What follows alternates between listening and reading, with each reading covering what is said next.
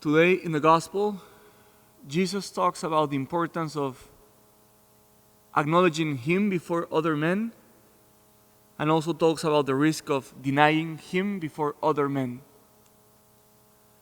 And in our cozy and safe church, where we are all here gathered, we ask ourselves, who could deny Christ? Who could turn his back on Christ? And it's easy to say that when we're surrounded by Catholics. It's easy to feel safe and brave about our faith when we're in a church where everyone believes the same things as we do. It's easy to be Catholic when you're surrounded by Catholics. But not always we find ourselves surrounded by Catholics or by believers. The temptation to deny Christ does not come when we're in the church. The temptation to deny Christ comes when we find ourselves surrounded by people who are hostile, indifferent, or mocking of the faith.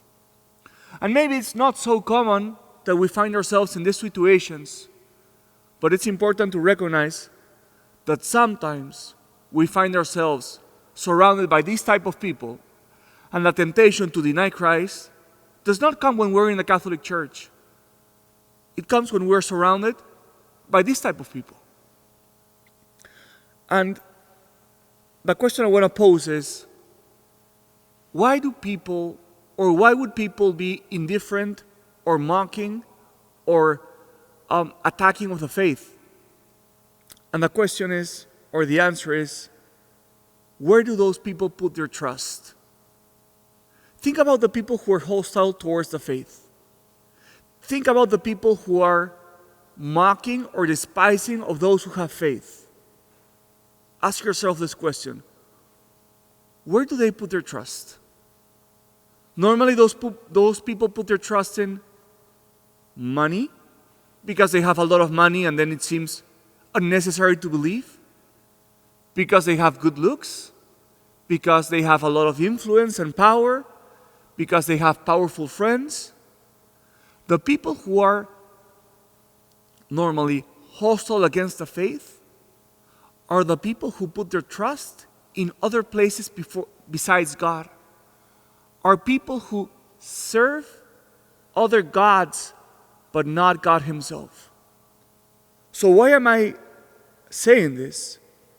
Because I think it's useful to remind ourselves the next time that we find ourselves surrounded by people who are challenging with the faith, instead of getting angry, instead of getting scared, think about this. The next time you're surrounded by those people, you ask yourself, where do they put their trust? And then in that moment, renew your own trust in Christ. Renew your own trust in God.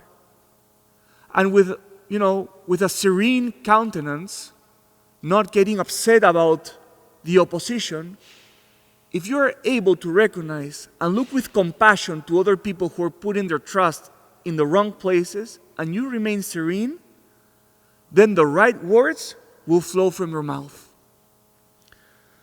So today, I guess the only small challenge I want to pose on you guys and in my own life is, have enough clarity of mind to always ask myself, where is the other person putting his trust?